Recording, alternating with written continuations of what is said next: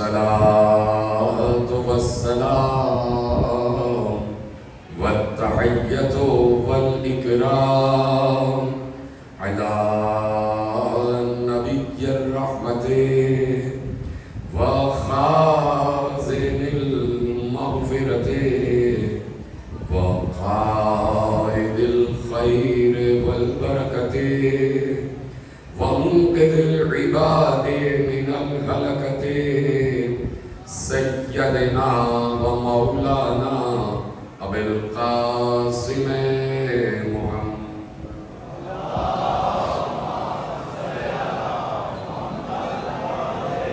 وأهل بيته الطيبين الطاهرين المعصومين المظلومين المنتخبين المنتجبين الذين أذهب الله عنهم الرجس وطهرهم تطهيرا.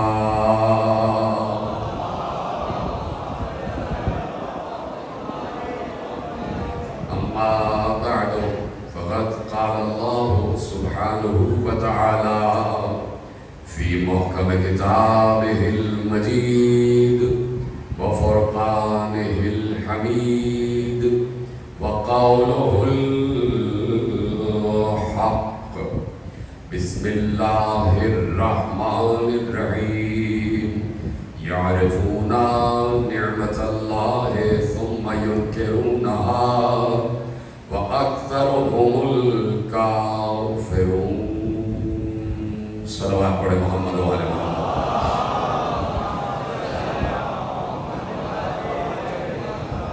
پروردگار عالم کا شکر ہے اور اس کا ہم پر یہ احسان عظیم ہے کہ پروردگار نے ہم سب کو 18 ذی الحج کو غدیر کا پیغام سن کر زندہ ہو جانے والوں میں شمار کیا ہے، مر جانے والوں میں نہیں.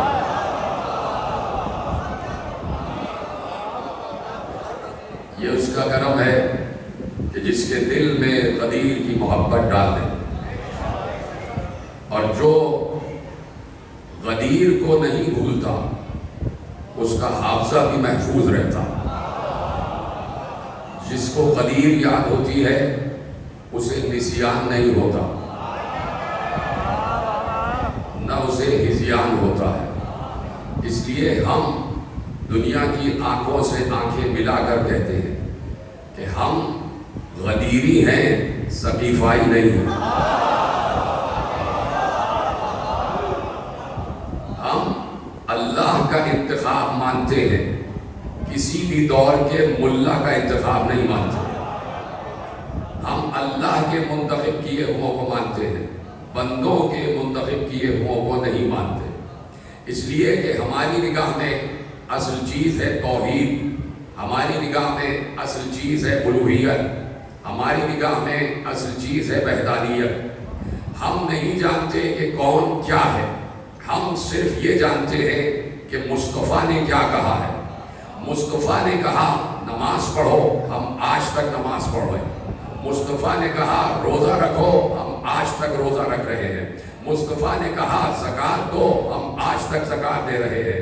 مصطفیٰ نے کہا جہاد کرو، ہم آج تک جہاد کر رہے ہیں. مصطفیٰ نے کہا حج کرو، ہم آج تک حج کر رہے ہیں. مصطفیٰ نے کہا امر بالمعروف کرو، ہم آج تک امر بالمعروف کر رہے ہیں.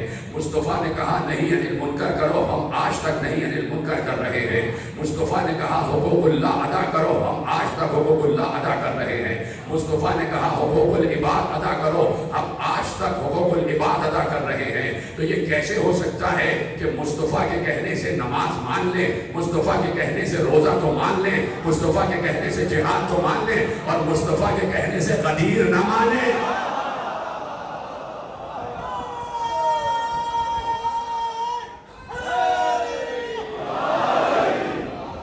ہمارا مطمع نظر اور ہدف نگاہ ذات مصطفیٰ ہے.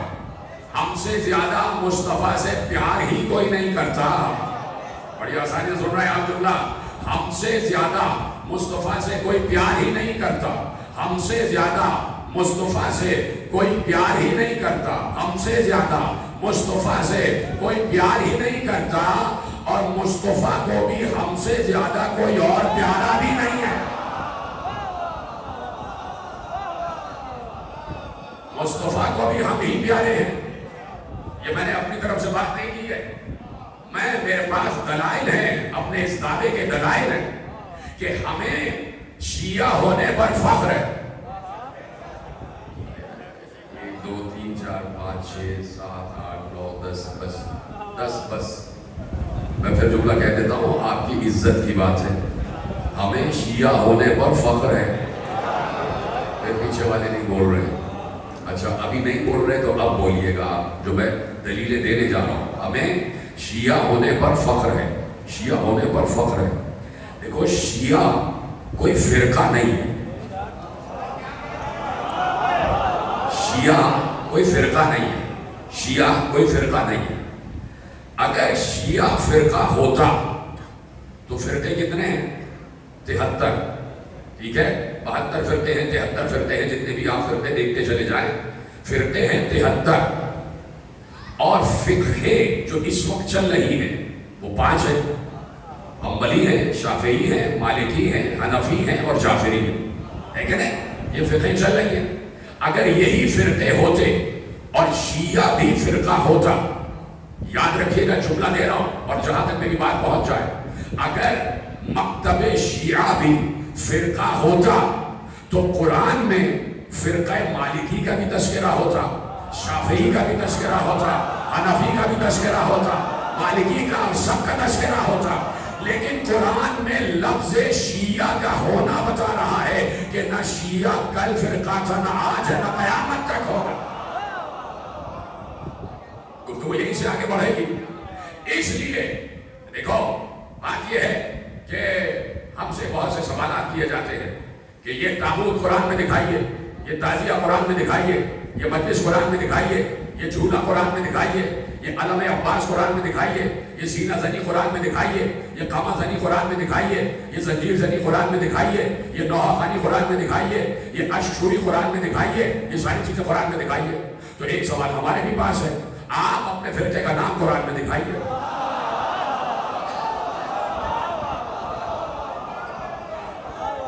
ایک سوال تو ہمارے پاس بھی ہے کہ آپ جس فقہ پر اور جس فرقے پر چل رہے ہیں اس کا نام قرآن میں دکھائیے، اور جس دن آپ یہ نام قرآن میں دکھا دیں گے ہم بھی ہر چیز قرآن میں دکھا دیں گے۔ تو اب یہ کوئی تعصبانہ بات نہیں کر رہا، اور یاد رکھیے گا یہ منبر تعصب کے لیے نہیں ہے، یہ منبر لڑائی جھگڑا کروانے کے لیے نہیں ہے، یہ منبر شیشے پہ لگی ہوئی گرد صاف کرتا ہے۔ یہ منبر شیشے کی گرد صاف کرتا ہے، شیشے کو پاک صاف شفاف بناتا ہے، یعنی ہر چیز کھل کر سامنے آ جائے اور ہر چیز دلائل کے ساتھ، روایت کے ساتھ، درایت کے ساتھ سامنے آ جائے۔ اب قرآن نے دیکھیے قرآن نے کئی مقامات پر احکامات دیے ہیں، اور ان احکامات کو حکم ہی سمجھا جائے، مشورہ نہ سمجھا جائے۔ قرآن نے کہا اقیموا الصلاۃ، یہ آپ تو جانتے ہیں نا اقیموا الصلاۃ کا مطلب کیا ہے؟ نماز کو قائم کرو، قرۃ صلاۃ نہیں ہے۔ قرآن میں یہ حکم نہیں ہے کہ نماز پڑھو، قرۃ صلاۃ نہیں ہے، اقرؤوا الصلاۃ نہیں ہے۔ کیا لفظ ہے؟ اقیموا الصلاۃ، نماز قائم کرو، ٹھیک ہے؟ تو یہ حکم ہے نا، یہ اللہ کا مشورہ تو نہیں ہے کہ چاہو تو قائم کرو، چاہو تو نہ قائم کرو۔ حکم الگ ہوتا ہے، مشورہ الگ ہوتا ہے۔ اسی طریقے سے اگر حکم ہے نماز، اگر حکم ہے روزہ، اگر حکم ہے حج، اگر زکوٰۃ حکم ہے، اگر جہاد حکم ہے، تو ایک اور حکم بھی ہے، اور وہ بھی مشورہ نہیں ہے، وہ بھی حکم ہے۔ اور بچے کو وہ حکم یاد ہے کہ قرآن کہہ رہا ہے یا دیکھیے عربی ہی سے سمجھ جائیے گا، میں نے کہا اگر نماز حکم ہے، اگر روزہ حکم ہے، اگر زکوٰۃ حکم ہے، اگر جہاد حکم ہے، اگر حج حکم ہے، تو ایک اور حکم بھی ہے، اور وہ حکم کیا ہے؟ یا ایھا الذین آمنوا اتقوا اللہ وکونوا مع الصادقین، سچوں کے ساتھ ہو جاؤ، یہ بھی حکم ہے، سچوں کے ساتھ ہو جاؤ، یہ بھی حکم ہے قرآن کا، یہ مشورہ نہیں ہے۔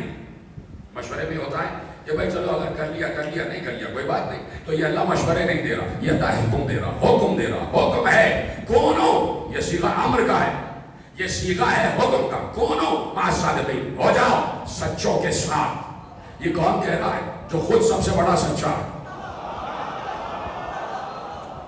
جو خود سب سے بڑا سچا ہے. اب جملہ کہو اور آپ کی اجازت ہو. وہ یہ بھی کہہ سکتا تھا اے ایمان والو تقوی اختیار کرو اور میرے ساتھ ہو جاؤ. سلامت رہے, یہ چیزیں سمجھنے والی ہیں. میں اپنے نوجوان دوستوں سے مخاطب ہوں, بزرگ مجھ سے بہتر جانتے ہیں, میں ان سے سیکھ کے بیٹھتا ہوں. اور اب قرآن کہہ رہا ہے کونوا مع الصادقین. اللہ نے یہ نہیں کہا کہ میرے ساتھ ہو جاؤ, کہا سچوں کے ساتھ ہو جاؤ, سچوں کے ساتھ ہو جاؤ, سچوں کے ساتھ ہو جاؤ. کب سے قرآن کہہ رہا ہے؟ 1400 برس سے کہہ رہا ہے سچوں کے ساتھ ہو جاؤ, سچوں کے ساتھ ہو جاؤ, سچوں کے ساتھ ہو جاؤ, سچوں کے ساتھ ہو جاؤ. روزانہ کوئی قرآن پڑھتا ہے تو قرآن اس سے کہتا ہے سچوں کے ساتھ ہو جاؤ. اگر کوئی بیٹھے بیٹھے پڑھ رہا ہے تو اس سے بھی کہہ رہا ہے سچوں کے ساتھ ہو جاؤ. اگر کوئی کھڑے کھڑے پڑھ رہا ہے تو اس سے بھی کہہ رہا ہے سچوں کے ساتھ ہو جاؤ. اگر کوئی رمضان میں پڑھ رہا ہے تو اس سے بھی کہہ رہا ہے سچوں کے ساتھ ہو جاؤ. اگر کوئی شعبان میں پڑھ رہا ہے تو اس سے بھی کہہ رہا ہے سچوں کے ساتھ ہو جاؤ. اگر کوئی فجر میں پڑھ رہا ہے تو اس سے بھی کہہ رہا ہے سچوں کے ساتھ ہو جاؤ. اگر کوئی عشاء میں پڑھ رہا ہے تو اس سے بھی کہہ رہا ہے کہ سچوں کے ساتھ ہو جاؤ. اگر حافظ قرآن نے چلتے پھرتے پڑھ رہا ہے تو چلتے پھرتے قرآن اس سے کہہ رہا ہے سچوں کے ساتھ ہو جاؤ. کوئی بیٹھا ہوا ہے, کوئی کھڑا ہوا ہے, کوئی چل رہا ہے, کوئی پھر رہا ہے, کوئی جاگ رہا ہے, کوئی سو رہا ہے, کوئی کھا رہا ہے, کوئی پی رہا ہے, جس کے بھی ذہن میں قرآن محفوظ ہے, قرآن سب سے کہہ رہا ہے سچوں کے ساتھ ہو جاؤ, سچوں کے ساتھ ہو جاؤ. 1400 برس سے کہہ رہا ہے سچوں کے ساتھ ہو جاؤ, سچوں کے ساتھ ہو جاؤ. میں مثال دیتا ہوں کہ اگر آپ بچے کو ڈاکٹر کے پاس لے گئے اور ڈاکٹر نے کہا کہ اس کی ہڈیاں کمزور ہیں, اسے دودھ پلایا کرے, یہ رات کو دودھ پی کے ایک گلاس دودھ پی کے سویا کرے. آپ رات آ گئی, آپ نے اپنے بیٹے سے کہا بیٹے دودھ پی کے سو جانا, اور یہ کہہ کے چلے گئے. دوسرے دن پھر آپ نے کہا بیٹے دودھ پی کے سونا, یہ کہہ کے چلے گئے. تیسرے دن آپ نے کہا بیٹے دودھ پی کر سونا, آپ چلے گئے. چوتھے دن جب آپ کہیں گے کہ بیٹے دودھ پی کر سونا, تو بچہ پلٹ کے کہے گا بابا آپ روز کہتے ہیں دودھ پی کے سونا, لیکن دودھ لا کے نہیں دیتے, دودھ لا کے نہیں دیتے. تو بھائی قرآن 1400 برس سے کہہ رہا ہے سچوں کے ساتھ ہو جاؤ, سچوں کے ساتھ ہو جاؤ. تو اللہ پر بھی واجب ہے کہ ہر دور میں کوئی نہ کوئی سچا رکھے.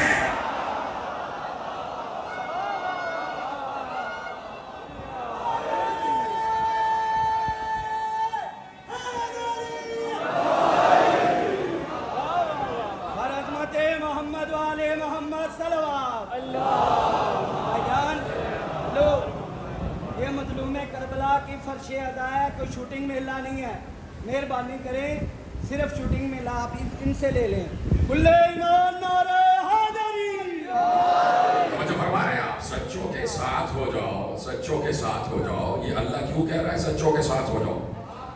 کیوں کہہ رہا ہے سچوں کے ساتھ ہو جاؤ؟ مجھے پتا ہے یہ انسان بڑا فراڈیا ہے, بڑا فراڈ کرتا ہے. یہ میں نے بار بار اس سے کہا ہے سچ بولو, سچ بولو, سچ بولو. لیکن یہ کبھی کبھی جھوٹ بولتا, مصلحتاً بھی جھوٹ بولتا ہے, حکمتاً بھی جھوٹ بولتا ہے, اور فائدتاً بھی جھوٹ بولتا ہے. یہ جھوٹ بولتا ہے. یہ جھوٹ بولنا تو نہیں چھوڑے گا, یہ جھوٹ بولنا تو نہیں چھوڑے گا. اللہ نے کہا اچھا جھوٹ بولنا نہیں چھوڑ سکتے, کم از کم یہ تو کر سکتے ہو کہ سچوں کے ساتھ ہو جاؤ,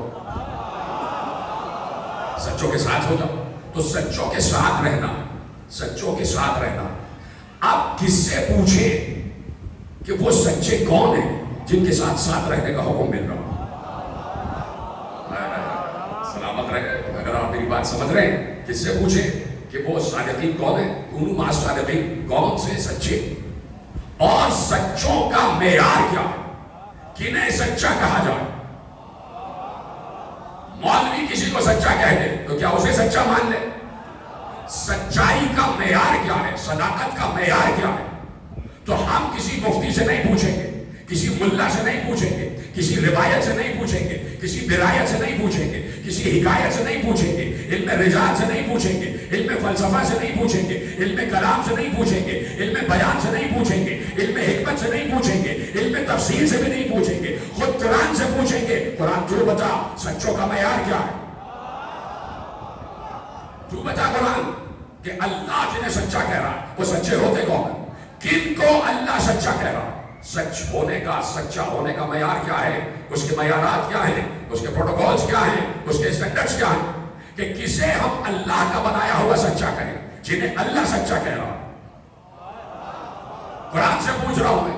تو آئیے میں اور آپ قرآن کا دورہ بہت سے لوگوں کو جب ہم قرآن کا دورہ کرتے ہیں تو انہیں دورے پڑتے ہیں، بہت سے لوگوں کو دورے پڑنا شروع ہو جاتے ہیں جب ہم قرآن کا دورہ کرتے ہیں۔ دورہ قرآن، آپ قرآن سے پوچھتے ہیں قرآن تو بتا کہ سچوں کا معیار کیا ہے، کسے کہا جائے سچا، کسے کہا جائے سچا؟ تو قرآن نے ایک بار آواز دی اور بڑی مشہور آیت ہے، بچے کو یاد ہے نہیں ہے تو یاد ہونا چاہیے۔ ایک بار قرآن نے کہا، پہلا لفظ کہوں گا اور آپ پہنچ جائیں گے، آپ کے چہروں پر ولایتی مسکراہٹ آ جائے گی۔ میں نے قرآن سے ہاتھ جوڑ کر دریافت کیا، سر جھکا کر دریافت کیا، ادباً احتراماً انصراماً التزاماً، قرآن سے میں نے سر جھکا کر سر تسلیم خم کر کے ایک بار قرآن سے دریافت کیا، قرآن تو بتا کہ سچائی کا معیار کیا ہے، سچوں کا معیار کیا ہے، اللہ کے نے سچا کہہ رہا ہے۔ تو قرآن نے ایک بار آواز دی، وَاذْكُرْ فِي الْكِتَابِ إِبْرَاهِيمَ إِنَّهُ كَانَ صِدِّيقًا نَبِيًّا۔ سلامت رہے آپ، ادھر ہے سلامت رہے آپ، غیر متوقع طور پر آپ بہترین سن رہے ہیں کہ وَاذْكُرْ فِي الْكِتَابِ إِبْرَاهِيمَ إِنَّهُ كَانَ صِدِّيقًا نَبِيًّا۔ اللہ کہہ رہا ہے کتاب میں ابراہیم کا ذکر کرو، وہ بے شک ہمارا سچا نبی تھا۔ لیکن اللہ نے یہاں ایک اور لفظ استعمال کیا کہ وہ ہمارا صدیق نبی تھا۔ کیا کہا؟ انہو کانا صدیقا نبیا، بے شک وہ ہمیشہ سے صدیق تھا۔ لفظ کانا کاف الف نون، یہ عربی میں ہمیشگی کا عرصہ بتاتا کہ جب سے تھا اور جب تک رہا، یعنی وہ ہمیشہ سے صدیق تھا، ہمیشہ سے صدیق تھا، ہمیشہ سے سچا تھا۔ تو اب یہاں پر ایک لفظ اور انٹروڈیوس ہوا، صادق اور صدیق۔ تو دیکھنا یہ ہے کہ اللہ کا بنایا ہوا صدیق کیسا ہوتا ہے،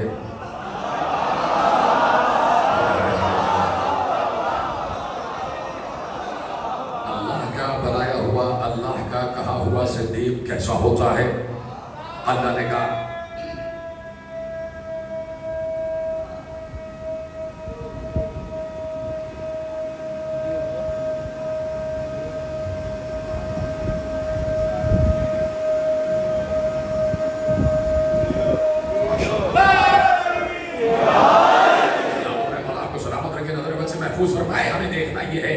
اللہ کا بنایا ہوا صدیق کیسا ہوتا ہے۔ اللہ نے کہا پہلا معیار تو یہ ہے کہ ہمارا بنایا ہوا صدیق ابراہیم جیسا ہوتا، ابراہیم جیسا ہوتا۔ اب یہ ابراہیم کون ہے جسے اللہ صدیق اور سچا اور صادق کہہ رہا ہے، جسے اللہ صدیق کہہ رہا ہے، جسے اللہ سچا کہہ رہا ہے، یہ ابراہیم کون ہے؟ اور پھر صدیقیت کا معیار کیا ہے، کسے صدیق کہا جائے، کسے صدیق کہا جائے، کسے صادق کہا جائے؟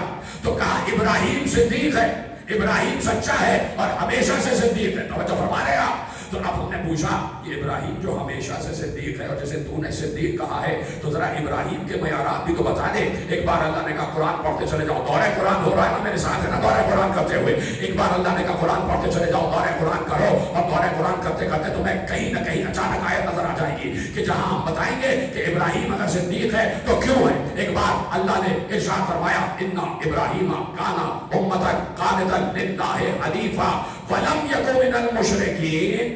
ابراہیم ہمیشہ سے ایک امت رہا ہے، اور وہ سب سے بڑی بات یہ ہے کہ اس نے کبھی ایک لمحے کے لیے بھی بت پرستی نہیں کی۔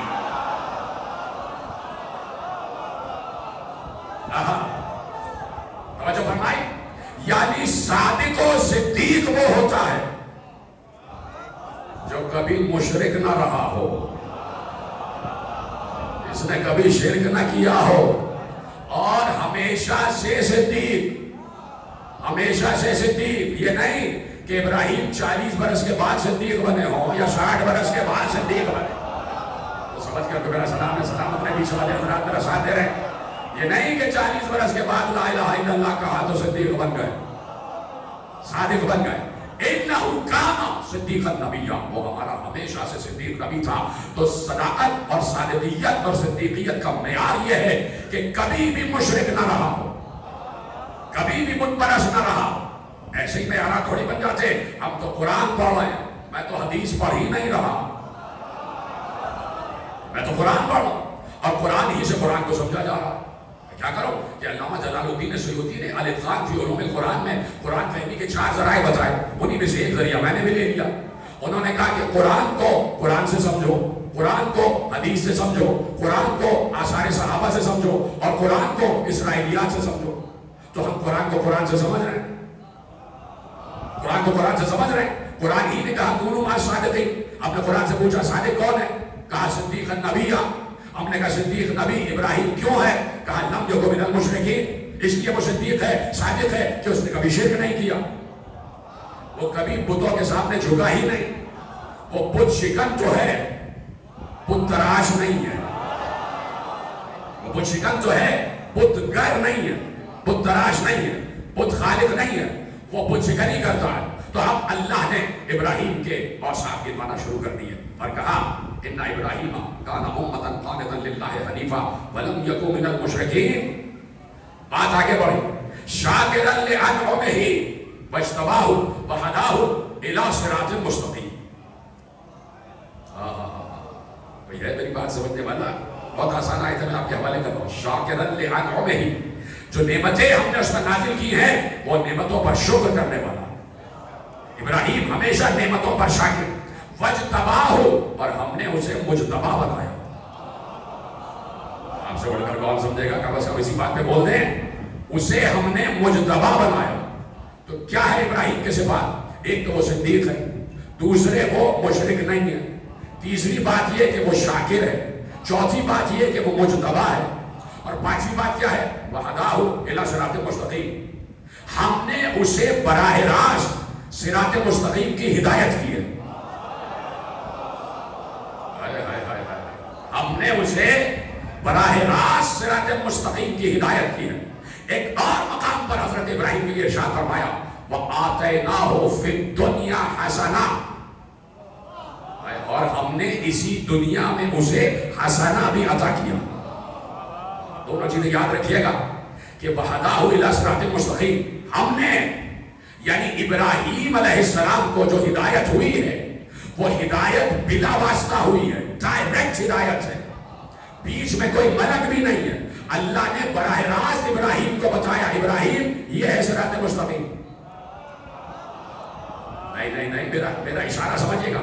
اللہ نے خود براہ راست ابراہیم کو بتایا ابراہیم یہ رہا صراط مستقیم. آپ نے غور نہیں کیا, میں نے یہ نہیں کہا کہ یہ رہی صراط مستقیم, یہ رہا صراط مستقیم. آہستہ آہستہ میرے ساتھ آ جائیں. اللہ کہہ رہا وَهَدَاهُ إِلَى صِرَاطٍ مُسْتَقِيمٍ. ہم نے ابراہیم کو صراط مستقیم کی ہدایت کی براہ راست. ہم نے خود, بیچ میں کوئی نہیں, براہ راست اللہ نے بتایا یہ ہے صراط مستقیم. اور دوسری چیز کیا ہے؟ وَآتَيْنَاهُ فِي الدُّنْيَا حَسَنَةً. آپ دعا مانگتے ہیں نا, ربنا آتنا فی الدنیا حسنہ وفی الآخرۃ حسنہ وقنا عذاب النار. دعا مانگتے ہو نا, پروردگار دنیا میں بھی حسنہ عطا کر, آخرت میں بھی حسنہ عطا کر, اور ہمیں عذاب آخرت سے, عذاب جہنم سے, عذاب نار سے بچا دے. یہ دعا مانگتے ہو, دعا مانگتے ہو. تو ہم تو دعا مانگ رہے ہیں, لیکن اللہ کہہ رہا ہے کہ ہم نے اسے دنیا میں حسنہ عطا کر دیا. ابھی تو میں آپ کو اپنے پاس لے کے آؤں گا, قریب آپ کے بیٹھ رہا ہوں, آپ کے درمیان بیٹھ کے بات کر رہا ہوں.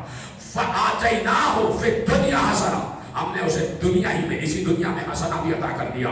ہم نے اسے اسی دنیا میں صراط مستقیم کی ہدایت کر دی.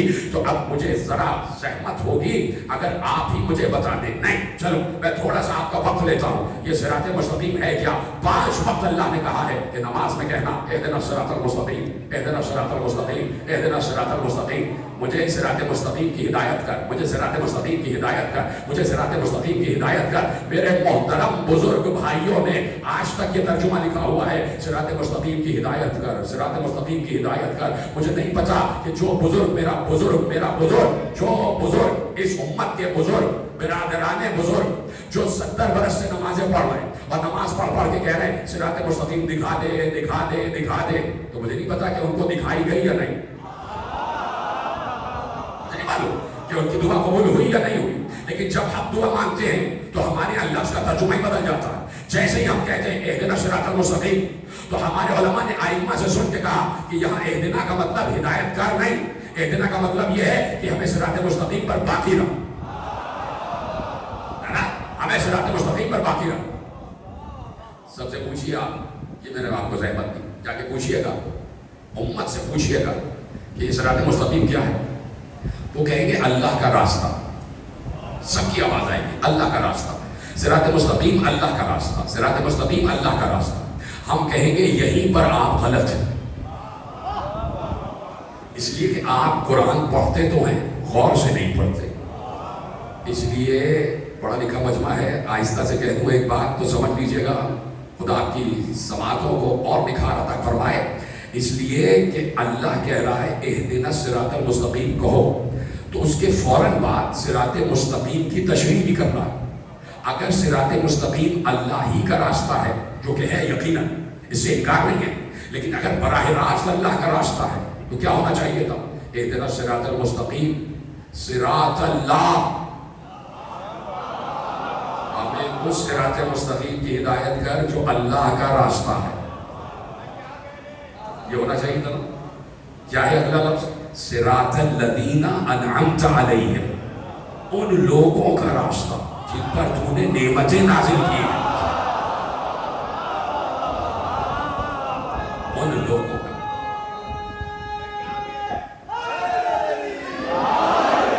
ان لوگوں کا راستہ جن پر تو نے نعمتیں نازل کی ہیں، ان لوگوں کا راستہ. صراط مستقیم کیا ہے؟ ان لوگوں کا راستہ جن پر تو نے نعمتیں نازل کی ہیں. کیا فائدہ ہوگا کہ اگر ادھر ادھر بھٹکتے رہو، کہیں کسی پتے پر پہنچنا ہے، اس گلی میں جا رہے ہیں، اس گلی میں جا رہے ہیں، اس گلی میں جا رہے ہیں، ادھر دیکھ رہے ہیں، ادھر دیکھ رہے ہیں، ادھر دیکھ رہے ہیں. کسی سے پوچھ لو کہ وہ پتا کیا ہے، وہ بتا دے گا کہ بھائی یہ رہا گھر. بھیا گلی گلی کیوں بھٹکنا؟ کسی ایک جاننے والے انسان کو ہاتھ میں پتا دے دو، یہ ذرا ایڈریس بتا دیجیے. خود ہی گھوم رہے ہیں، کبھی اس گلی میں جا رہے ہیں، اس گلی میں، اس گلی میں، وہ گھر ڈھونڈ رہے ہیں، وہ گھر ڈھونڈ رہے ہیں، وہ گھر ڈھونڈ رہے ہیں، وہ گھر ڈھونڈ رہے ہیں. بھائی کسی ایسے آدمی کو، ڈھنگ کے آدمی کو پکڑ لو اور اس کو پتا دے دو، بھائی یہ جگہ بتا دو، یہ گھر کہاں ملے گا. وہ بتا دے گا اس گلی میں چلے جائیے. اب پوری دنیا سے 73 فرقے کہیں چلے جا رہے ہیں، یہ ہے صراط مستقیم، یہ ہے صراط مستقیم، یہ ہے صراط مستقیم. ارے منبر کوفہ پر بیٹھ کر علی کہہ رہے ہیں انا الصراط المستقیم.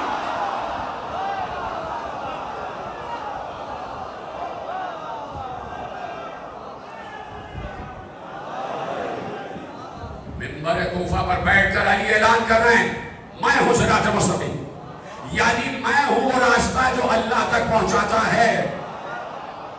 یہ ہے ترجمہ، یعنی علی ہے وہ راستہ جو علی تک جاتا ہے. سلامت رہے آپ. یعنی علی وہ راستہ ہے جو علی اعلیٰ تک جاتا ہے. علی ہے وہ راستہ.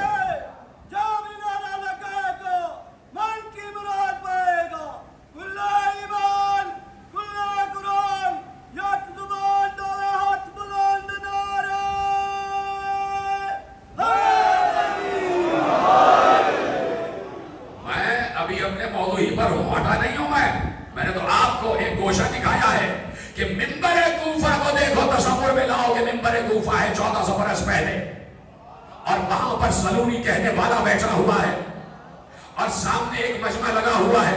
کتنے خوش قسمت تھے منبر کوفہ کے سامنے بیٹھنے والے کہ جو براہ راست اللہ کے چہرے کو دیکھ رہے تھے، جو براہ راست دیکھ رہے تھے. یہ ہے صراط مستقیم، یہ بیٹھا ہے صراط مستقیم منبر کوفہ پر. کتنے خوش قسمت سے وہ لوگ جو جیتی جاگتی صراط مستقیم کو دیکھ رہے تھے. یہ علی صراط مستقیم، میں ہوں صراط مستقیم، میں ہوں صراط مستقیم. تو مجھے یقین ہے اور آپ کو یقین ہے کہ علی سچا ہے. تو علی جب سچا ہے تو علی نے سچ کہا کہ علی صراط مستقیم ہے. جب علی کے نبی کے وسیع علی نے کہہ دیا کہ میں ہوں صراط مستقیم، میں ہوں صراط مستقیم، تو اب آپ آیت کی طرف واپس آ جاتے ہیں. اللہ نے کیا کہا؟ ہم نے ابراہیم کو صراط مستقیم دکھا دیا.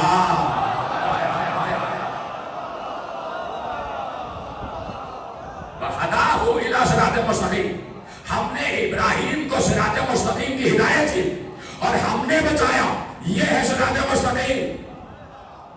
ہم نے بتایا یہ ہے صراط مستقیم، یعنی وجود علی دور ابراہیم سے ثابت ہے.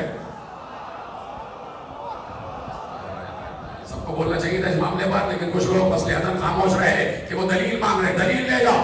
وجود علی دور ابراہیم سے ثابت ہے. میں تو کہتا ہوں اس سے بھی پیچھے ہے، اس سے بھی پیچھے. علی پیچھے ہے، پیچھے یعنی آغاز سے ہے. علی کا آغاز کسی کو نہیں معلوم. علی کا آغاز ڈھونڈتے چلے جاؤ گے نہیں ملے گا آغاز. اس میں بھی بات ہوگی آنے والی تقریروں میں. توجہ ہے, علی ہے صراط مستقیم, علی صراط مستقیم ہے. ایک بات اللہ نے کہا کہ جب حضرت ابراہیم نے کہا کہ پروردگار وَإِذْ قَالَ إِبْرَاهِيمُ رَبِّ أَرِنِي كَيْفَ تُحْيِي الْمَوْتَىٰ. دیکھو بھائی بات یہ ہے کہ جب ابراہیم نے کہا کہ پروردگار مجھے دکھا دے کہ تو مردوں کو کیسے زندہ کرتا. قَالَ أَوَلَمْ تُؤْمِنْ, ہم نے کہا کہ کیا تمہیں ایمان نہیں ہے. قَالَ بَلَىٰ, ابراہیم نے کہا ایمان ہے. وَلَكِنْ لِيَطْمَئِنَّ قَلْبِي, لیکن میں دل کا اطمینان چاہتا ہوں. مجھے یقین تو ہے, ایمان تو ہے, لیکن میں دل کا اطمینان چاہتا ہوں, یعنی آنکھ سے دیکھنا چاہتا ہوں کہ تو مردوں کو زندہ کیسے کرتا. جو ہے ڈائریکٹ 1 to 1 بات ہو رہی ہے ابراہیم میں اور اللہ میں. 1 to 1 بات ہو رہی ہے ابراہیم میں اور اللہ میں بات ہو رہی ہے. پروردگار مجھے بتا کہ تو مردوں کو, مجھے دکھا, بتا نہیں, مجھے دکھا کہ تو مردوں کو کیسے زندہ کرتا. اللہ نے کہا فَخُذْ أَرْبَعَةً مِنَ الطَّيْرِ فَصُرْهُنَّ إِلَيْكَ وَاجْعَلْ, کہا کہ بھائی 4 پرندوں کو جمع کرو, 4 پرندوں کو جمع کرو اور ان کو اپنے آپ سے مانوس کر لو. وَاجْعَلْ عَلَىٰ كُلِّ جَبَلٍ مِنْهُنَّ جُزْءًا, اور اس کے بعد ان کو ذبح کرو, ٹکڑے ٹکڑے کرو, اور ہر پہاڑ پر ان کے ٹکڑے بکھرا دو. ثم ادعوهن إليك, اور پھر انہیں اپنے پاس بلاؤ. یاتینک سعیا, تو تیزی سے تمہارے پاس آتے چلے جائیں گے. اسی بات سے آپ نے سورہ بقرہ کی آیتیں سنی نہیں آپ نے. سوال کیا تھا؟ سوال یہ تھا کہ پروردگار تو مجھے دکھا کہ تو مردوں کو کیسے زندہ کرتا. تو دیکھیے میں اکثر ایک مثال دیتا ہوں کہ میں نے یہ مٹھی بند کر لی تو آپ نے پوچھا کہ یہ بتائیے آپ کی مٹھی میں کیا ہے, تو اتنا سا جواب ہے, یہ میری مٹھی میں تسبیح. تو اب ہونا کیا چاہیے تھا؟ حضرت ابراہیم نے پوچھا پروردگار تو مجھے دکھا کہ تو مردوں کو زندہ کیسے کرتا. تو کیا ہونا چاہیے تھا؟ اللہ کسی بھی مردے کو زندہ کر کے دکھاتا, ایسے زندہ کرتا ہوں,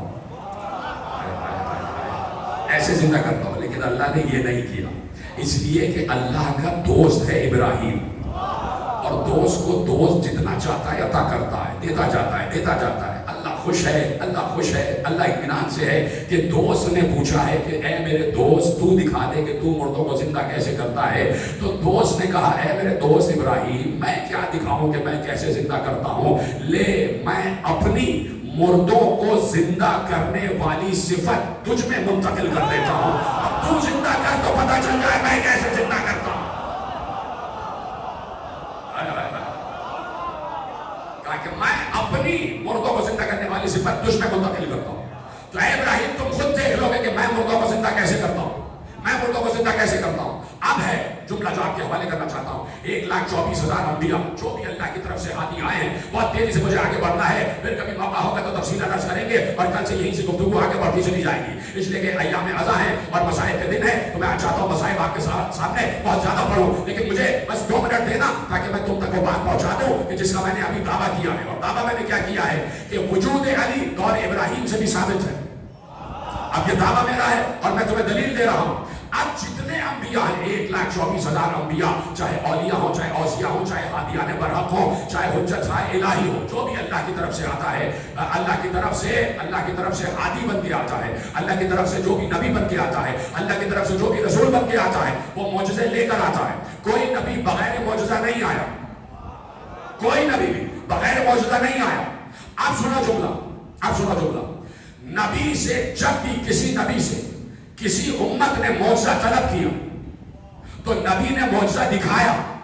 سمجھنا بات, حجمان دو سمجھنا, نبی نے معجزہ دکھایا. 1,24,000 انبیاء سے معجزات طلب کیے گئے تو ہر نبی نے معجزہ دکھایا. لیکن اصول قدرت یہ ہے کہ جب نبی سے معجزہ طلب کیا جاتا ہے تو نبی بظاہر زمین پہ کھڑے ہو کے معجزہ دکھاتا ہے, لیکن حقیقت نبی کو ملکوت تک بلند ہونا پڑتا ہے.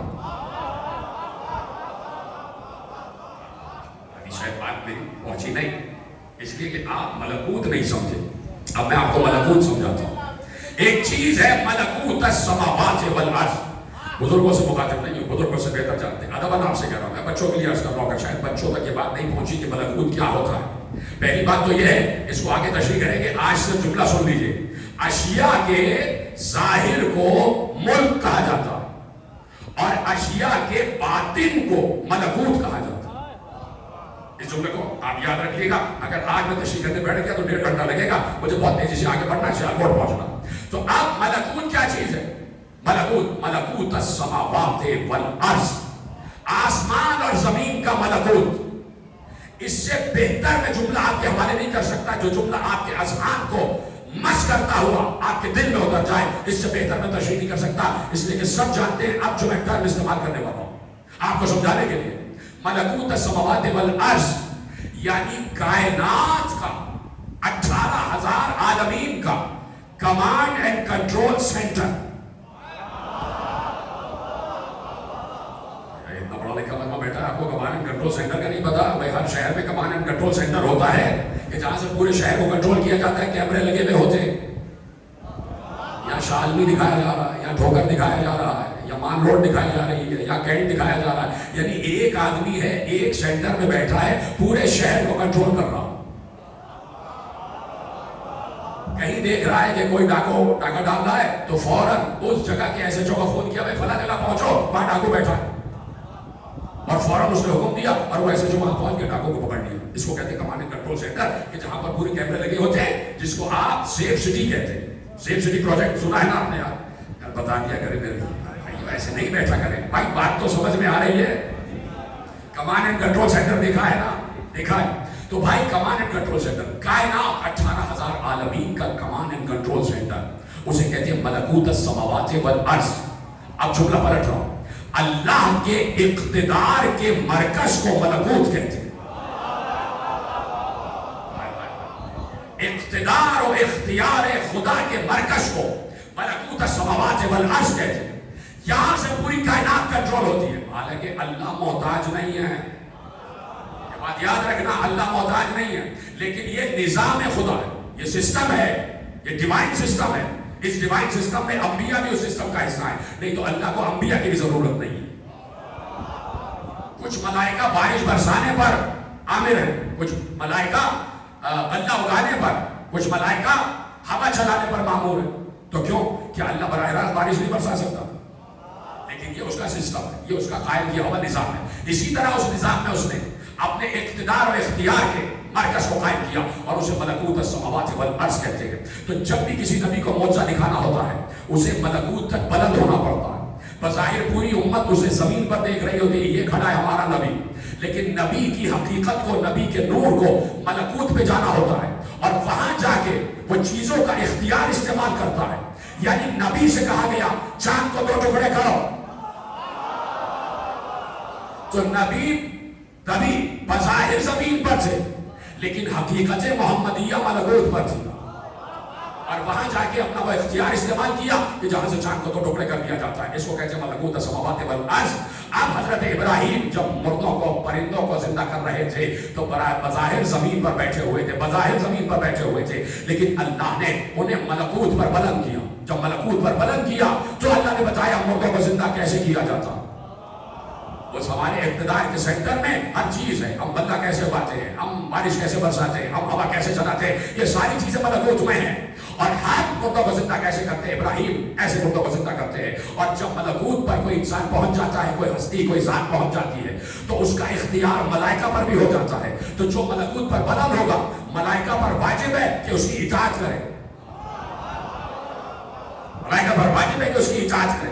جب حضرت ابراہیم ملکوت پر بلند ہو گئے تو حضرت ابراہیم نے پوری کائنات کو دیکھا, پوری کائنات کو, پوری دنیا حضرت ابراہیم کے ایسے جیسے یہ مٹھی. حضرت ابراہیم ایسے دیکھ رہے تھے, پورے 18,000 عالمین کو ملکوت پر بیٹھے ہوئے دیکھ رہے. حضرت ابراہیم کی نگاہ دنیا پر پڑی, اس لیے کہ دنیا ہی سے ملکوت پر بلند ہوئے, دنیا پر نگاہ پڑی. حضرت ابراہیم نے دیکھا اس جگہ گناہ کر رہا ہے. ایک بار ملک الموت سے کہا دیکھو وہ اللہ کی معصیت کر رہا ہے, اس کو اٹھا لو, اس کی روح قبض کرو. ملک الموت گیا, اس لیے کہ ابراہیم کی اطاعت ملک الموت پر واجب ہو چکی تھی, اس لیے کہ اقتدار خدا پر پہنچے ہوئے تھے.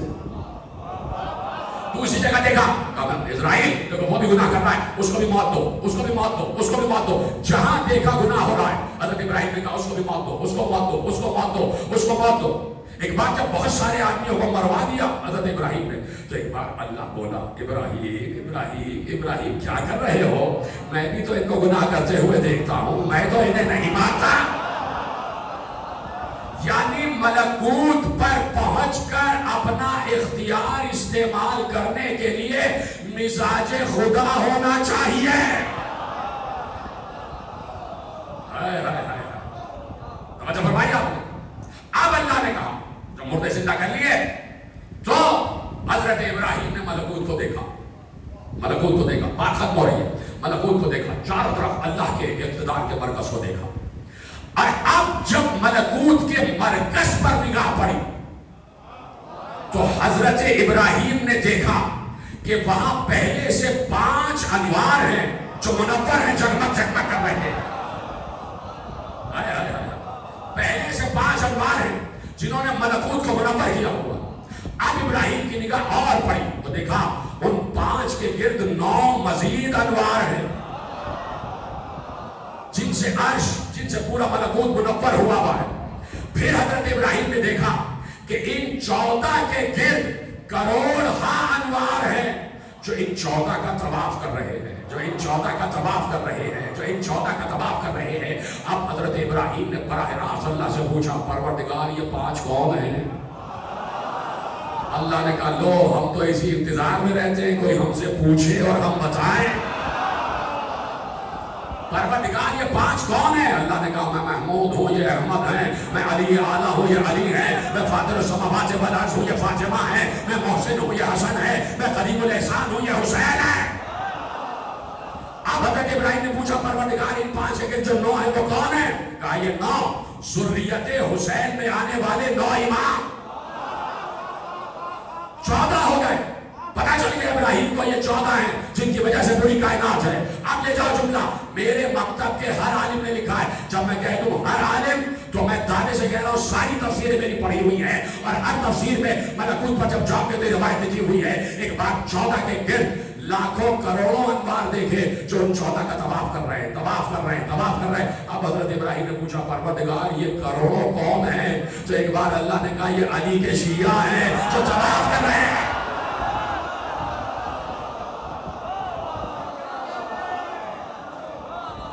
علی کے شیعہ ہیں جو طواف کر رہے ہیں، یہ علی کے شیعہ ہیں جو طواف کر رہے ہیں 14 کا۔ کہاں؟ ملکوت پر۔ ملکوت کیا؟ اقتدار و اختیار خدا کا مرکز جہاں سے پوری کائنات کنٹرول ہو رہی ہے، وہاں 14 اور 14 کے گرد شیعہ ان کا طواف کر رہے ہیں، ان کا طواف کر رہے ہیں۔ سلام کرو نا ابراہیم کو، اس لیے کہ اللہ نے قرآن میں سلام کیا ابراہیم پر، سلام علی ابراہیم، سلام علی ابراہیم، سلام علی ابراہیم۔ بہت سی وجوہات ہو سکتی ہیں ابراہیم کو سلام کرنے کی، لیکن ان وجوہات میں سے میرا دل کہتا ہے کہ ایک وجہ یہ بھی ہوگی کہ سلام ابراہیم پر، سلام ابراہیم پر۔ میرا بھی دل چاہتا ہے کہ میں حضرت ابراہیم کو سلام کیے جاؤں، کیے جاؤں، کیے جاؤں، اس لیے کہ جب 5 کو دیکھا اور جب 9 کو دیکھا، جب 14 کو دیکھا تو یہ جملہ نہ کہا، اور جب کروڑوں شیعوں کو دیکھا تو ابراہیم نے کہا پروردگار مجھے بھی علی کا شیعہ بنا دے۔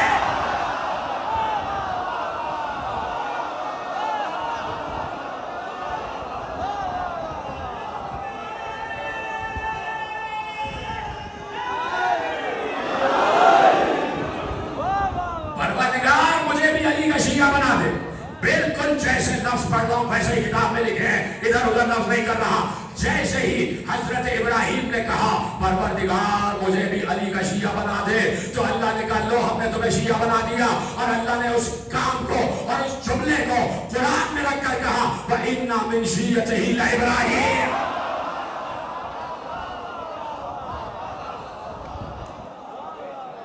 یہیں سے گفتگو آگے بڑھ جائے گی۔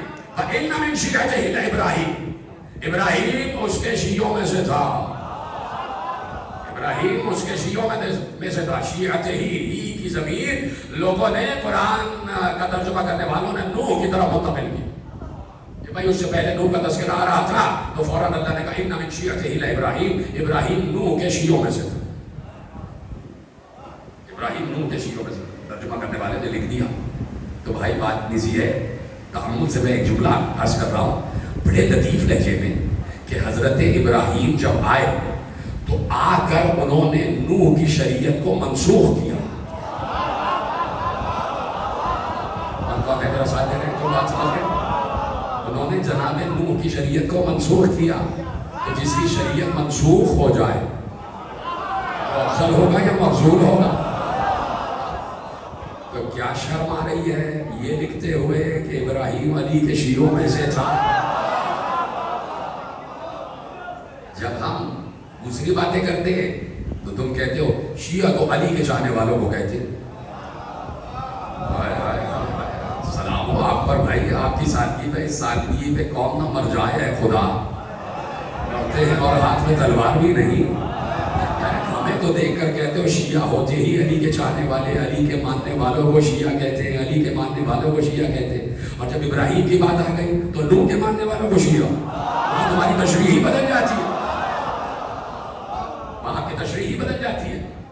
اسی لیے اللہ نے ہمیشہ سے یہ حکم دیا کہ دیکھو سچوں کے ساتھ ہو جاؤ, سچوں کے ساتھ ہو جاؤ. کونوں مع الصادقین. تو آپ جا کے تاریخ پڑھیے, تاریخ پڑھیے اور کربلا کی تاریخ پڑھیے. کربلا کی تاریخ میں لکھا ہوا ہے کہ ادھر حسین ابن علی ہے اور ادھر یزید ملعون کا لشکر. تو یزیدی لشکر میں بھی حافظان قرآن تھے, یزیدی لشکر میں بھی نماز گزار تھے, یزیدی لشکر میں بھی قرآن پڑھنے والے تھے. تو جو یزیدی لشکر میں قرآن پڑھ رہے تھے کیا انہوں نے یہ آیت نہیں سنی تھی کونوا مع الصادقین؟ جو یزیدی لشکر میں قرآن پڑھنے والے تھے انہوں نے یہ آیت تو سنی ہوگی نا, کہ قرآن کہہ رہا ہے یا پڑھ رہے ہوں گے کہ قرآن کہہ رہا ہے کونوا مع الصادقین. اور پھر ان کو یہ بھی معلوم ہوگا کہ سچے ہیں کون, اس لیے کہ جس نے قرآن پڑھا ہے اس نے یہ آیت بھی پڑھی ہوگی فَقُلْ تَعَالَوْا نَدْعُو أَبْنَاءَنَا وَأَبْنَاءَكُمْ وَنِسَاءَنَا وَنِسَاءَكُمْ أَنفُسَنَا وَأَنفُسَكُمْ ثُمَّ نَبْتَهِلْ فَنَجْعَلْ لَعْنَةَ اللَّهِ عَلَى الْكَاذِبِينَ. تو اس نے مباہلہ بھی پڑھا ہوگا اور اسے مباہلے کا لشکر بھی معلوم ہوگا کہ مباہلے کے لشکر کا فاتح حسین ابن علی ہے. مباہلے کے لشکر کا فاتح حسین ہے, اس لیے کہ حسین سب سے آگے تھے. حسین سب سے آگے تھے بھائی, تو بات آپ کی سنی ہوئی ہے, حسین سب سے آگے تھے.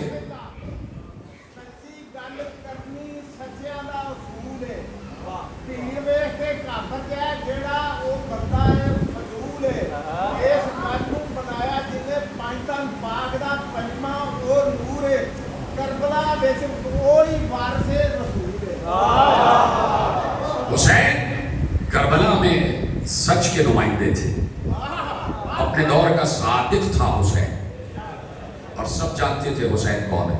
ایسا کوئی نہیں ہے کہ جو حسین کو پہچانتا نہ ہو. اگر پہچانتے نہ ہوتے تو ہر صبح عاشور کو اپنا لشکر چھوڑ کے حسین کے لشکر میں نہ آتے, اس لیے کہ معلوم تھا کہ یہ فرزند رسول ہے, یہ علی و فاطمہ کا جگر بند ہے, یہ اس دور کا صادق ہے, اللہ کا بنایا ہوا. ایک بار صبح عاشور بالکل قریب تھی کہ رات بھر بیٹے نے دیکھا کہ ہر کبھی حجرے میں جاتے ہیں, کبھی صحن میں آتے ہیں, کبھی اپنے حجرے میں, کبھی صحن میں, کبھی خیمہ گاہ میں, کبھی خیمہ گاہ کے صحن میں. بیٹے نے علی ابن ہر نے پڑھ کے کہا کہ بابا کبھی آپ کو اتنا مضطرب نہیں دیکھا, کبھی آپ کو اتنا پریشان نہیں دیکھا. بابا سبب کیا ہے پریشانی کا؟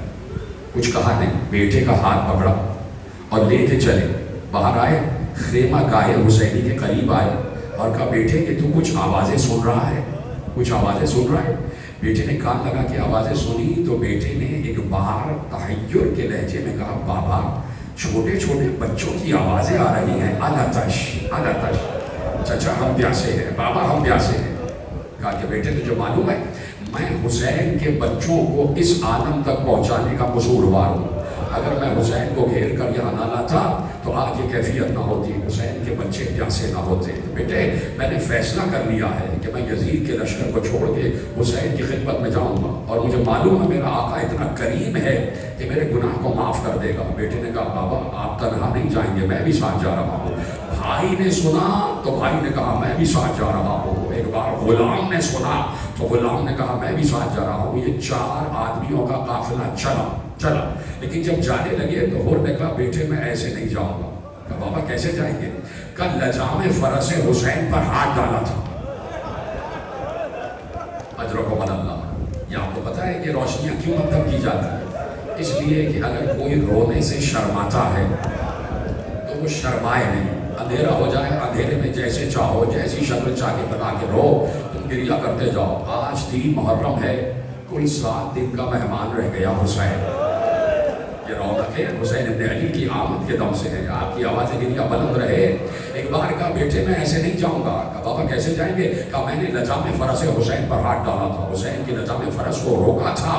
کہا بابا کیا چاہتے ہیں؟ کہا جن ہاتھوں سے لجام فرس پہ ہاتھ ڈالا تھا میں چاہتا ہوں ان ہاتھوں کو رسیوں سے باندھ دو, میرے ہاتھ رسیوں سے باندھ دو. اور بیٹے میں حسین ابن علی کو دیکھ نہیں سکتا, ان کا سامنا نہیں کر سکتا, ان سے آنکھیں نہیں ملا سکتا, میری آنکھوں پہ پٹی باندھ دو. جیسے قیدیوں کو لے جاتے ہیں ویسے مجھے لے کے جاؤ, مجھے قیدیوں کی طرح لے کے جاؤ. یہ 4 انسانوں کا قافلہ حسین ابن علی کی طرف آ رہا تھا. ادھر حسین بھی تھے, ادھر عباس بھی تھے, ادھر علی اکبر بھی تھے, ادھر جون بھی تھے حسین کا غلام.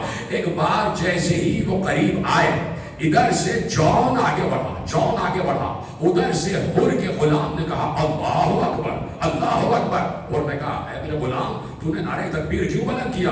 کہا آقا اس لیے کہ حسین کا غلام جون لینے آ رہا, جون لینے آ رہا ہے. آواز ہے کہ کیا بلند ہو جائے. کہا حسین کا غلام جون لینے آ رہا ہے. 2 قدم آگے بڑھے. ایک بار حر کے بھائی نے کہا اللہ اکبر. حر نے اپنے بھائی سے کہا تو نے تکبیر کیوں بلند کیا؟ تو حر کے بھائی نے کہا کیوں نہ تکبیر کہوں, اس لیے کہ حسین کا بھائی عباس لینے آ رہا ہے, حسین کا بھائی عباس لینے آ رہا ہے. مجھ سے کہا گیا ہے کہ مصائب زیادہ پڑھیں, تو میں کیسے مصائب زیادہ پڑھوں؟ اگر آپ روئیں گے تو مصائب زیادہ پڑھوں گا نا. جب آپ خاموش بیٹھے ہیں تو میں مصائب کی بے ادبی کیوں کرواؤں؟ رونا مصائب کا ادب ہے. اب اگر خاموش ہے تو میں زیادہ لمبے مصائب نہیں پڑھوں گا. مصائب میں 1 گھنٹہ بھی پڑھ سکتا ہوں, لیکن شرط یہ ہے کہ آپ کی آواز گریہ بلند ہو. کہیے ہائے حسین, بولتے جائیں ہائے حسین. ایک بار کہا کہ حسین کا بھائی عباس مجھے لینے آ رہا ہے, اللہ اکبر. ایک بار 2 قدم آگے بڑھے تو حر کے بیٹے نے کہا اللہ اکبر. حر نے بیٹے سے کہا تو نے اللہ اکبر کیوں کہا؟ تو بیٹے نے تڑپ کر کہا کہ بابا حسین کا بیٹا علی اکبر لینے آ رہا ہے. اجرکم اللہ, حسین کا بیٹا علی اکبر لینے آ رہا ہے. 2 قدم آگے بڑھے کہ سب نے مل کر کہا اللہ اکبر, اللہ اکبر. حر نے کہا سب نے اللہ اکبر کیوں کہا؟ تو سب نے ایک زبان ہو کر کہا اے حر خود حسین لینے آ رہے ہیں. مجھے نہیں پتا آپ کن مسائل پر ہوتے ہیں, افسوس ہوا مجھے, بہت افسوس ہوا. آپ میں سے کوئی آئے ممبر پہ بیٹھ کے مسائل پڑھے, میں یہاں بیٹھ کے رو کے دکھاؤں گا کہ مسائل پر رویا کیسے ہو جاتا. کوئی ہے مسائل پڑھنے والا؟ یہ مسائل ہی ہے, میں بیٹھ کے سنتا ہوں, آپ تم پڑھو مسائل. اور پھر اگر کوئی خاموش رہے تو تمہارے دل پر کیا گزرتی ہے پھر پوچھوں گا میں. اس لیے بیٹھے ہیں آپ, رونے کے لیے بیٹھے. فضائل تو صرف ایک رسم ہے, اصل ہے گریہ, اصل ہے ماتم, اصل ہے رونا. یہ آگے جو بیٹھے ہیں جن کو رونا نہیں آتا وہ گردنیں جھکا لیں, وہ گردن جھکا لیں. جن کو رونا نہیں آتا, جو حسین پر رونا نہیں جانتے وہ گردن جھکائیں. جن کو رونا آتا ہے وہ میری آنکھوں سے آنکھیں ملائیں. 2 جملے کہہ رہا ہوں, سب نے مل کر تکبیر کہی, کہا حسین خود آ رہے ہیں.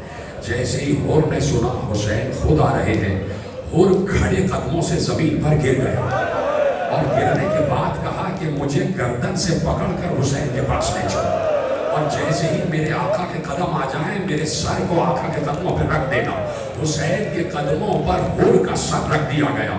اب یہ حسین قریب آقا ہے. حسین بیٹھے, حر کے دونوں شانوں کو پکڑا, حر کو اٹھایا, گلے سے لگایا اور کہا حر یہ کیا کرتا ہے؟ حر نے تو ہاتھ تو بندھے ہوئے تھے, انہیں بندھے ہوئے ہاتھوں کو چھوڑ کر کہا آقا کیا میری خطا معاف ہو سکتی ہے؟ حر نے گلے سے لگا کر, حسین نے حر کو گلے سے لگا کر کہا حر میں نے معاف کیا, میرے اللہ نے معاف کیا, میں نے معاف کیا, میرے اللہ نے معاف کیا. ایک بار علی اکبر سے کہا حر کی آنکھوں کی پٹی کھول دو.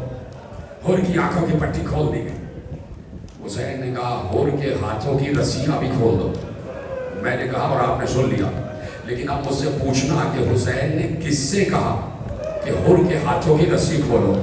حسین نے کہا عباس حر کے ہاتھوں کی رسیاں کھولو, حر کے ہاتھوں کی رسیاں کھولو. کسی قیدی کے بھی ہاتھ نہیں باندھے جاتے. حسین نے کہا کسی قیدی کے بھی ہاتھ نہیں. اب کیا رونے کے لیے کچھ رہ گیا ہے؟ جن کو رونا نہیں آ رہا وہ گردن جھکا لیں, جو رونا جانتے ہیں وہ ہائے حسین کہیں. کہا قیدی کی بھی بھی ہاتھوں میں رسیاں نہیں باندھی جاتی. میں ہاتھ جوڑ کر اپنے آقا حسین سے کہوں گا آقا آج عباس کے ہاتھوں سے ہور کی رسیاں کھلوا رہے ہیں, کل کیا ہوگا جب زینب کے ہاتھ میں رسی بندھی ہوگی اور زینب آواز دے گی عباس عباس آؤ زینب کے ہاتھوں کی رسم کھلواؤ. عباس نے ہور کے ہاتھوں کی رسم کھول دی اور کو گلے سے لگا لیا. شور مبارکبادی ہوا. زینب نے فضہ سے پوچھا فضہ یہ شور مبارکبادی کیسا ہے؟ فضہ نے خوش ہو کر کہا بی بی ہور آ گیا, آپ کے بھائی کی نصرت کرنے کے لیے ہور آ گیا, ہور آ گیا. تم نے پرسوں سنا نا کہ حبیب ابن مظاہر کو سلام بھیجا تھا, زینب نے سلام بھیجا تھا, لیکن اب زینب نے عجیب جملہ کہا, عجیب جملہ کہا کہ جاؤ ہور سے کہنا ہور ہم بڑے امیر گھرانے کے لوگ ہیں, ہمارے در سے سائل کبھی خالی نہیں جاتا. اے ہور ہمارے در سے کبھی کوئی بھوکا بھی نہیں جاتا, ہمارے در سے کوئی پیاسا بھی نہیں جاتا. ہمارے گھر پہ کوئی مہمان آتا ہے تو ہم اس کی خاطر مدارات کرتے ہیں, لیکن ہور سے کہنا کہ اس وقت ہم تجھ سے معذرت چاہتے ہیں, 3 دن سے ہمارے بچے بھی بھوکے ہیں, ہمارے بچے پیاسے بھی ہیں, ہم تجھے کھانا اور پانی نہیں دے سکتے, بس یہ کہہ سکتے ہیں کہ ہور علی کی بیٹی تیرا شکریہ ادا کر رہی. ہور کے ذہن پر یہ جملے قیامت بن کر لگے. اور نے منہ پر تماچے مارے اور کہا ہائے یہ وقت آ گیا کہ علی کی بیٹی مجھ جیسے گناہگار کو سلام کہہ رہی ہے. قربانیوں کا وقت آ گیا, ختم ہو گئی بات. آخری جملہ تقریر کا جیسے چاہنا اس جملے کو سننا, اگر گریہ کر لو تو کیا ہی بات ہے کہ یہ آواز گریہ جناب سیدہ کے کانوں تک پہنچ جائے. قربانیوں کا وقت آیا, حسین نے کہا کون جائے گا. ایک بار ہور نے کہا آقا میں چاہتا ہوں پہلے میں قربانی پیش کروں, پہلے میں قربانی پیش کروں. آقا میرے بیٹے کو اجازت دے دیجئے, میرا بیٹا کڑیل جوان ہے, میں چاہتا ہوں کہ میری خطائیں معاف ہو جائے, اور اسی صورت میں ہوں گی کہ جب میرا بیٹا میرے سامنے ذبح ہو جائے, جب میرا بیٹا کڑیل جوان بیٹا میرے سامنے شہید ہو جائے. بڑی مشکل سے ہور کے بیٹے کو اجازت ملی. ہور کا بیٹا گیا, علی ابن ہور گیا, اس نے بڑی کڑی جنگ کی ہے, اور ایسی جنگ کی ہے کہ لوگوں نے دیکھا واقعی ایک سپہ سالار کا بیٹا ہے, کیوں نہ جنگ کرتا. ہور کا بیٹا 3 دن کا بھوکا پیاسا نہیں تھا.